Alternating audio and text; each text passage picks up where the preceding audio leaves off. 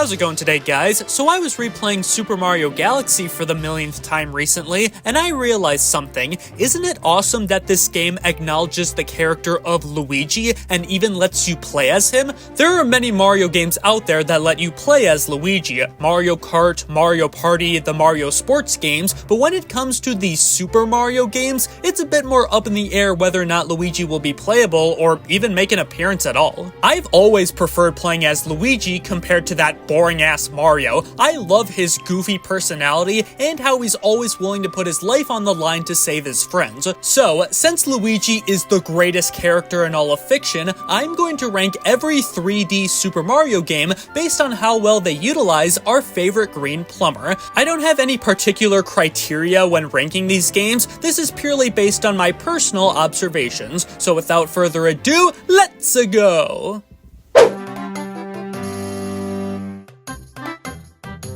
Even if Luigi isn't playable in a particular Mario game, most times he'll still make an appearance as a side character or at the very least be referenced in one way or another. But unfortunately, there are a few sad Mario games out there that disregard Luigi altogether, and one of said games is Super Mario Sunshine. No, I'm not kidding. Luigi doesn't show up or get mentioned once throughout this entire game. Mario and Peach went on a glorious vacation and completely left him behind. Great. I guess the closest thing we get to a reference is this one Pianta from Hotel Delfino who's like, "Oh, why can't someone suck up these ghosts with a vacuum?" But that's literally it. Here's the thing though, Super Mario Sunshine was already going to be at the bottom of the list, but after thinking about it for a second, I realized that this is an even bigger injustice than at face value. You see, Super Mario Sunshine was released in 2002. Wanna know what released a year prior? Luigi's Mansion. In that game, Luigi had to face ghosts and explore all sorts of scary places in order to rescue Mario from King Boo. So that means after Luigi risked his life to save him, Mario repays Luigi by not inviting him to this tropical paradise, but of course Mario gets to go, even though he didn't do jack shit to deserve it. Man, I am pissed at Super Mario Sunshine. What kind of sick video game disgraces Luigi to this extent?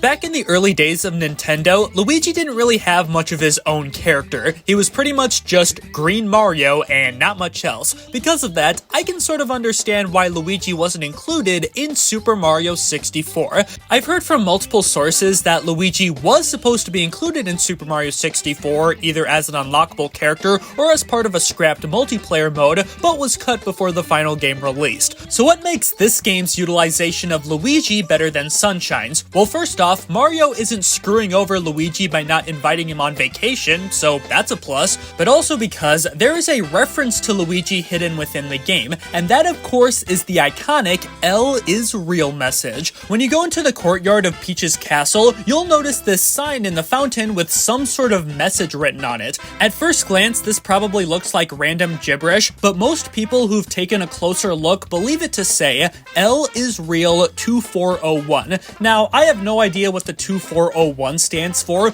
but L is real definitely seems like a nod to Luigi, even if he's not in the actual game. There's no proof of this actually being a reference to Luigi, but for believers like me, this is a really cool Easter egg. And you know what? Even if this has nothing to do with Luigi, it's still better than Mario not inviting him on vacation.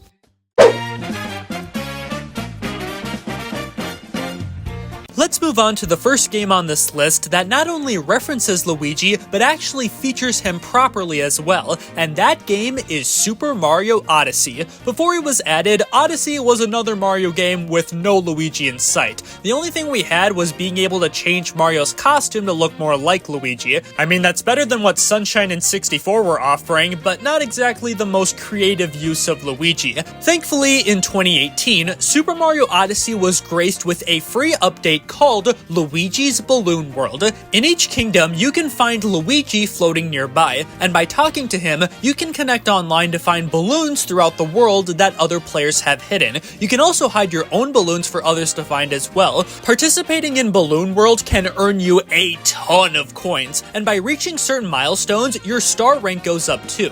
This is such a fun little extra mode to mess around with, and it's so satisfying to find some of those hard to reach balloons. On top of that, Luigi has a lot of personality in this game. I love how upbeat and fun his attitude is. He sometimes has different reactions if Mario's wearing a certain costume, and he even reacts to the environment around him like in the Snow Kingdom. Still doesn't let you directly play as Luigi, sadly, but this is a step in the right direction in giving Luigi the respect he deserves.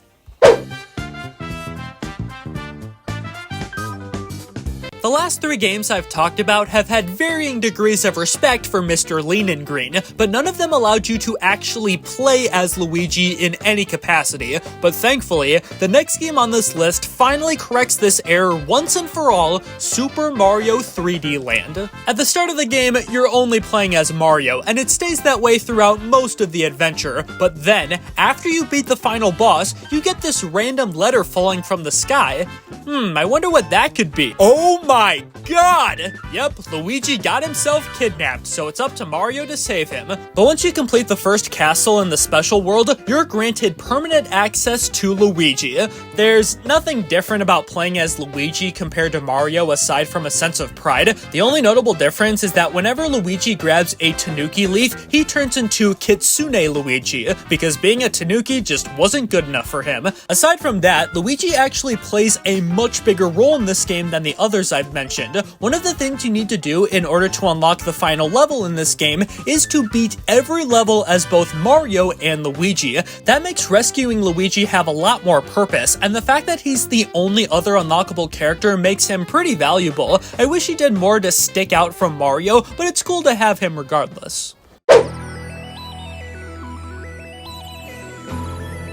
I still remember playing Super Mario Galaxy for the first time when I was a kid. Back then, I had absolutely no idea that Luigi was playable in this game. When Luigi first appears, Mario has to save him from the ghostly galaxy. So Luigi saves Mario from a haunted mansion, and then Mario returns the favor by saving Luigi from a haunted mansion.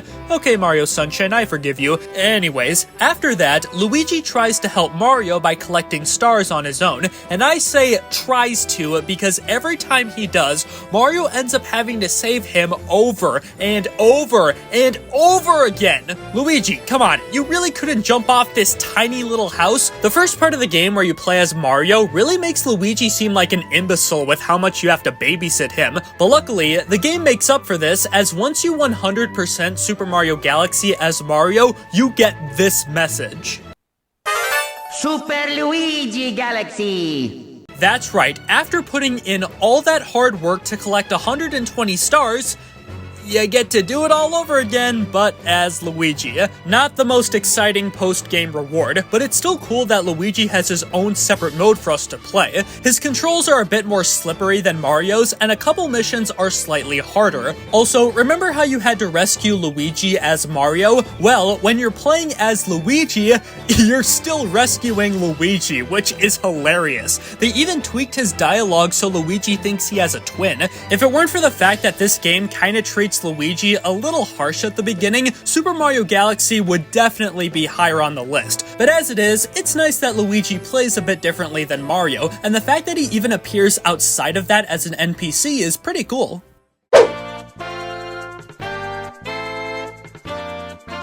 As I said previously, I had no idea Luigi was playable in Super Mario Galaxy at first, so I assumed that was going to be the case again when I first started playing Super Mario Galaxy 2, but lo and behold, I was dead wrong. Once you reach World 3, Luigi will randomly show up on your starship and tell you he wants to help look for power stars, but unlike the first game where he was kind of a dork, Luigi is all business here. Every so often when you enter a level, Luigi will be standing near the star start, and talking to him lets you switch and play as Luigi. Let me tell you, this was the coolest thing in the world as a kid. I was so used to playing as Mario in these types of games, so to suddenly switch to Luigi was surreal. And just like the first game, Luigi plays a little bit differently than Mario due to his more loose controls. Another cool thing is that when you complete a galaxy as Luigi, a ghost of Luigi appears in that level to help guide you through it. And once you beat the final boss, you're given the ability to switch to Luigi whenever you please. Not only does this mean you can replay all the levels as Luigi, but you can also collect all the green stars as Luigi too. You could argue it's not as satisfying as unlocking Luigi in his own separate mode, but I think the green stars are a much better reward than replaying the entire game again. I think Super Mario Galaxy 2 is when I really saw how much of a badass Luigi can be, and for a while, I thought this was as good as Luigi could get in these games, but we still have 2 more games to go. Some of you may remember 2013, a year Nintendo declared as the Year of Luigi. During that time, a bunch of games released that had a strong emphasis on Luigi, with one of those games being Super Mario 3D World. This game gives you 5 characters for you to play as: Mario, Peach, Toad, Rosalina, and of course, Luigi. And unlike the previous games, this game lets you play as Luigi right from the start, instead of having to unlock him later. Each character has their own unique ability to help them stand out, with Luigi's ability being that he can jump a lot higher than the others. This can be incredibly useful. It helps you get to higher ground and gives you more airtime to reach faraway platforms. Also, just like with 3D Land, you're required to beat every level as every character for you to 100% the game. It is a bit more tedious as there are more levels and 5 characters to do this with, but it still gives Luigi more purpose. Now you might be wondering what the Year of Luigi has to do with this. Well, throughout each level, you can find an 8-bit Luigi hiding somewhere in the stage. They don't do anything or have any purpose outside of a small visual gag, but this is such a cool detail they added just because they could. Plus, since this was the 30th anniversary of Luigi, Nintendo also included a sub-game on the title screen called Luigi Bros. It's the original arcade game, but now you only play as Luigi. Again, it's nothing that amazing, but it's a nice little bonus to have. I honestly forgot how much Luigi goodness is in this game, and I was initially going to give 3D World the #1 spot, but alas, there was one game that managed to outdo it.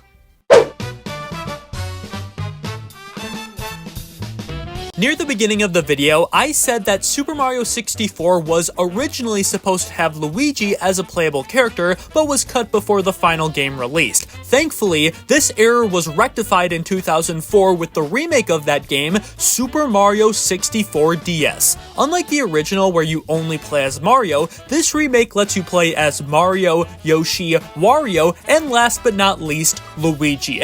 And oh my god, he's OP as hell. Sure, he does have some downsides like not being able to wall jump, and he also can't go into any of the Bowser levels, which is kind of bogus, but you know what? His strengths absolutely demolish his weaknesses. He can flutter in the air when he jumps, run across water for a few seconds, and when he does a backflip, he glides through the air. You have no idea just how broken this can be. You can cheese so many levels with this thing. Luigi is also the only one with access to the Vanish Cap, meaning there are some stars that only he can complete. But the best part about Luigi isn't even part of the main game. Scattered throughout Peach's castle are several rabbits for you to catch. Collecting these rabbits will unlock minigames for you to play in Toad's Rec Room. Each character has their own unique minigames, including Luigi. And would you look at that? Luigi is running a casino. He's even dressed up for the occasion. Luigi's minigames are all based on casino games, and they're a ton of fun to go through. You can play all sorts of card games, slots, roulette, and even more. I guess you could argue that Luigi is technically promoting gambling, but I refuse to believe Luigi would ever do anything so sinister. But regardless of that, I think it's clear Super Mario 64 DS is where Luigi shines the brightest, and that's why it takes the #1 spot on this list. Thank you guys so much for watching this video. If you enjoyed it, then make sure to give it a like and let me know down in the comments which game you think Luigi is best in. Also, make sure to subscribe so you can see more videos like this in the future. Have a great day, stay safe out there, and I will see you in the next one.